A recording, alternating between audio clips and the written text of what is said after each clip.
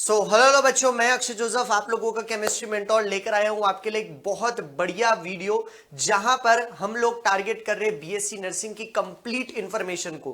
बच्चों, आज जैसा कि आप सबको पता है बहुत सारे बच्चे है ना बीएससी नर्सिंग के बारे में एक एब्सोल्यूट इंफॉर्मेशन नहीं जानते हैं, जिसके कारण वो ये करियर ऑप्ट करने में पीछे चूक जाते हैं। तो हम ये नहीं चाहते कि आपको बीएससी नर्सिंग के बेनिफिट्स है ना आपको नहीं पता हो, और विश्वास मान के चलिए इस वीडियो में हम सारे बेनिफिट्स को डिस्कस करने वाले हैं। ऐसे बेनिफिट जो आपको अभी तक आज तक नहीं पता है, और इसमें करियर ऑप्शंस भी मैं आप लोगों को बताऊंगा, है ना। हम बताएंगे, इसके ऊपर चर्चा करेंगे कि बीएससी नर्सिंग क्या है। हम डिस्कस करेंगे कि इसका सैलरी रेंज क्या वेरी करता है अगर हम इसको एज अ करियर ऑप्ट करेंगे, और हम आपको बताएंगे भी बच्चों के बीएससी नर्सिंग में फीस जो है वो क्या क्राइटेरिया है, और कौन कौन से आप एग्जाम्स के थ्रू, जो फेमस एग्जाम्स है उनके थ्रू आप एक अच्छे मेडिकल कॉलेज से अपनी नर्सिंग परस्यू कर सकते हैं। तो बात करें बच्चों नर्सिंग प्रोफेशन की, तो मैं आपको बता दूं कि नर्सिंग प्रोफेशन एक बहुत ही नोबल प्रोफेशन है।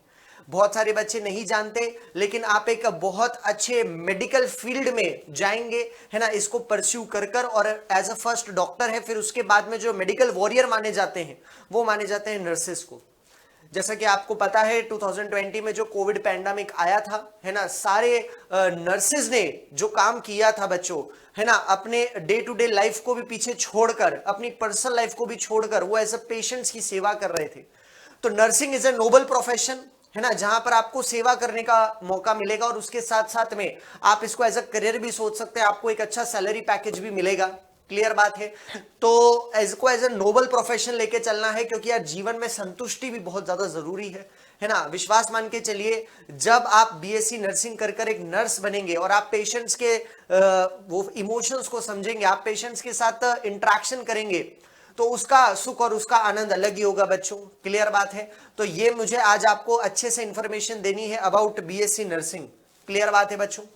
तो मैं आप लोगों को बता दूं, नर्सिंग प्रोफेशन में आप अपना करियर देख सकते हैं। सबसे पहली बात, उसका क्या एलिजिबिलिटी क्राइटेरिया है, तो मैं आपको बता दूं। अगर एलिजिबिलिटी क्राइटेरिया की बात करें मेरे भाई, ठीक है, तो एलिजिबिलिटी क्राइटेरिया की बात करूं बच्चों, तो eligibility criteria, student must have a PCB in 12th।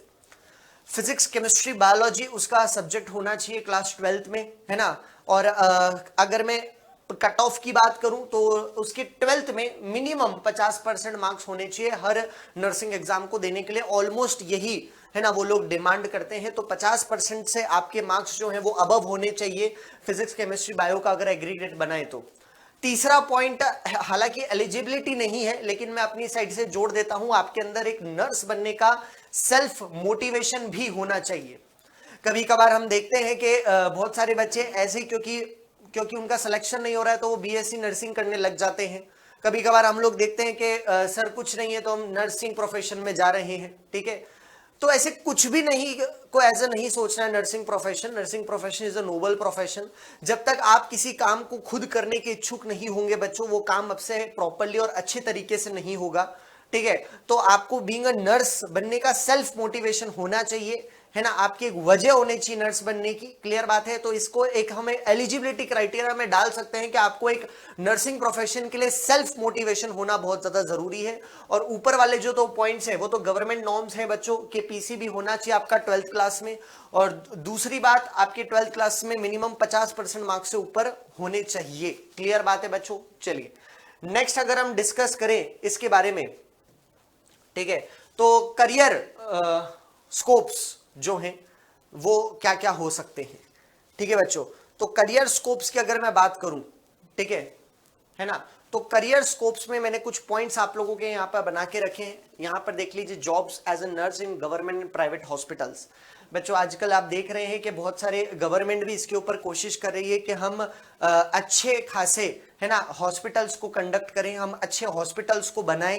Clear बात है। प्राइवेट हॉस्पिटल्स ज्यादा बन रहे हैं, गवर्नमेंट हॉस्पिटल्स भी ज्यादा बन रहे हैं, ठीक है। और गवर्नमेंट के द्वारा अपॉइंटेड कुछ क्लिनिक्स भी बन रहे हैं, ठीक है, ताकि जो मेडिकल कंडीशंस है इंडिया की वो और भी ज्यादा एनहांस होने पाए। तो जाहिर सी बात है, जब क्लिनिक्स बन रहे हैं, जब हॉस्पिटल्स बन रहे हैं, है ना, बाय गवर्नमेंट, और प्राइवेट सेक्टर्स में भी हॉस्पिटल्स एक्सपांड हो रहे हैं। आप अपने डे टू डे लाइफ में अपने आसपास सराउंडिंग भी देख सकते हैं, जहां से भी आप ये वीडियो देख रहे हैं, ठीक है।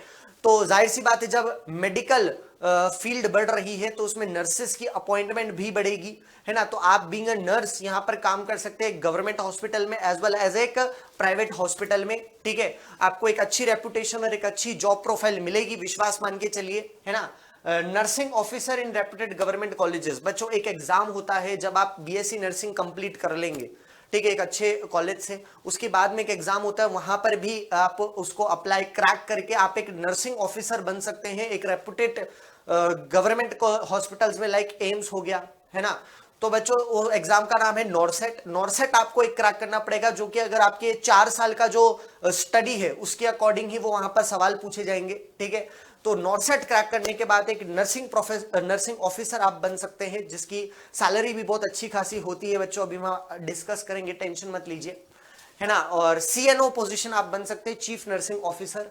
क्लियर बात है, आप एक जब अच्छी रेपुटेड जॉब प्रोफाइल में बहुत साल बिता देंगे, ठीक है, तो विद प्रमोशन होते होते या फिर इनके इंटरनल एग्जाम्स भी होते हैं जिससे आप चीफ नर्सिंग ऑफिसर बन सकते हैं, जहां पर आपके अंडर बहुत सारी नर्सिंग होगी, और ये एक अपने आप में बहुत बड़ी पोजीशन है, just like a CMO, chief medical officer is relevant to chief nursing officer only. Clear बात है बच्चों। आर्म फोर्सेस में आप जा सकते हैं, जैसा कि आप सबको पता है हमारे बॉर्डर पर बहुत सारे जवान हैं, है ना, उनको बहुत सारे इंजरीज होती है, उनको आपको पता है गवर्नमेंट आर्म्ड हॉस्पिटल्स भी बनाती है, आर्मी हॉस्पिटल्स भी बनाती है, तो वहां पर, है ना, उसका एक छोटा सा एग्जाम होता है, उसको आप क्रैक कर कर आर्म फोर्सेस में भी जा सकते हैं, है ना। जो और वहां पर अगर आप देखें कभी जंग होती है तो वहां पर पीछे, है ना, मेडिकल कैंप्स लगे होते हैं, तो वहां पर भी नर्सेस की जरूरत पड़ती है, तो वहां पर भी आप लाइव, है ना, आर्मी का पार्टिसिपेशन कर सकते हैं, ठीक है। Can join different health organisations like government certified NGOs, ठीक है, गवर्नमेंट ने बहुत सारी एनजीओज बना रखी है, ठीक है, तो एनजीओज जो हैं, ठीक है, वो आप ज्वाइन कर सकते हैं, क्योंकि बहुत सारी एनजीओज जो है वो मेडिकली वो कहते हैं ना पाथ आपको देती है, ठीक है। तो वो एनजीओज आप ज्वाइन कर सकते हैं जो लोगों को मेडिकली हेल्प करती है, वहां पर नर्सेस की बहुत ज्यादा जरूरत होती है, ठीक है। तो ये कुछ नोबल जॉब्स प्रोफाइल है जो आप देख सकते हैं, ठीक है। और उसके बाद अगर मैं बात करूं सैलरी रेंज की, तो बच्चों सैलरी रेंज जो है ना, आप जब नए नए नर्स बन के निकलेंगे, ठीक है, तो बच्चों जाहिर सी बात है starting salary will be 3 LPA to और ये एक्सटेंड हो सकती है आपकी 10 LPA तक, ये रेंज करती है according to the post and hospital.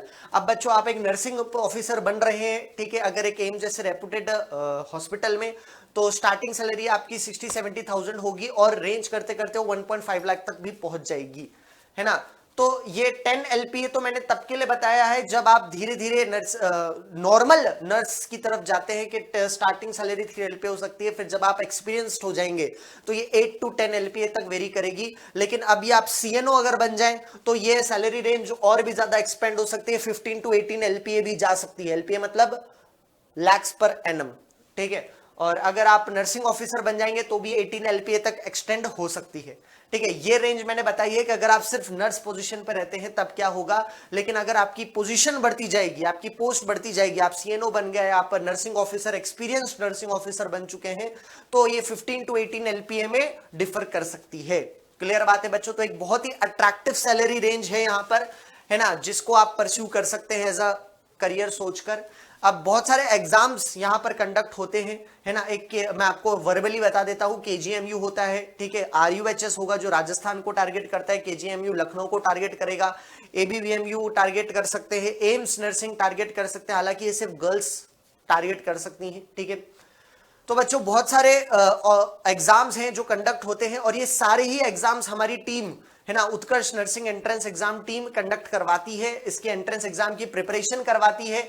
तो आप लोग को मैं यही कहना चाहूंगा कि इस चैनल को सब्सक्राइब करना नहीं भूलना है अगर आप इस नर्सिंग प्रोफेशन को आगे देख रहे हैं तो एज अ करियर। क्लियर बात है बच्चों। फिर अगर हम बात करें, है ना, फीस की, तो बहुत सारे बच्चे मैसेज करते हैं कि सर हम एक मध्यम वर्ग परिवार से आते हैं, हम एक मिडिल क्लास फैमिली से आते हैं, तो क्या हम इतनी हाई फीस को ले सकते हैं या नहीं ले सकते। तो बच्चों अगर आप एक गवर्नमेंट मेडिकल कॉलेज में जाएंगे तब तो वाहवाही हो जाएगी, वहां पर आप लोगों को एक रेपुटेशन भी मिलेगी और वहां पर फीस भी जो है वो बहुत ज्यादा नॉमिनल है, जो हर परिवार अफोर्ड कर सकता है है ना। लेकिन बाय चांस अगर आप वो एग्जाम क्रैक नहीं कर पाते तो आप प्राइवेट मेडिकल कॉलेज से भी जा सकते हैं, बट वहां पर थोड़ी फीस रेंज ज्यादा होगी। फीस रेंज की अगर मैं बात करूं तो ये वेरी कर सकती है 25,000, है ना, ईयर की बात कर रहा हूं, 2 lakhs। क्लियर बात है। गवर्नमेंट मेडिकल कॉलेजेस की 20 to 25,000 रेंज कर सकती है, और अगर आप प्राइवेट मेडिकल कॉलेज में जाते हैं, कोई कोई बहुत लग्जरियस और प्रेस्टिजियस मेडिकल कॉलेजेस भी हैं, है ना, तो वहां से अगर आप करते हैं तो वो 2 लाख तक भी डिफर कर सकती है।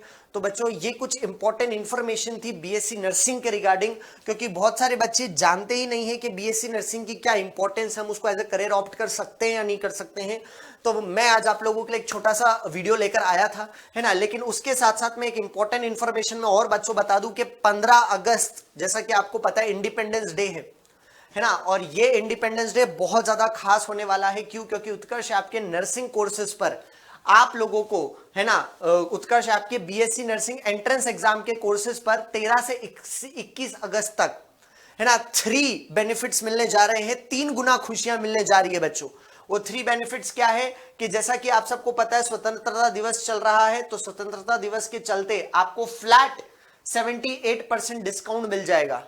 फ्लैट हर बीएससी नर्सिंग एंट्रेंस एग्जाम के कोर्स पर आपको फ्लैट 78% डिस्काउंट मिलेगा, है ना। अगर हम बात करें कि इसी में, जैसा कि आप सबको पता है, निर्मल सर का बर्थडे 13 है ना अगस्त में आता है, तो उसके रिगार्डिंग अगर जब आप बैच परचेज पर जाएंगे, है ना, और जब फाइनल पेमेंट पर आप जाएंगे तो वहां पर एक अप्लाई कूपन कोड लिखा होगा, वहां पर आप कूपन कोड अप्लाई कर सकते हैं NG13। ध्यान से देख लीजिए, बहुत बढ़िया कूपन कोड है ये।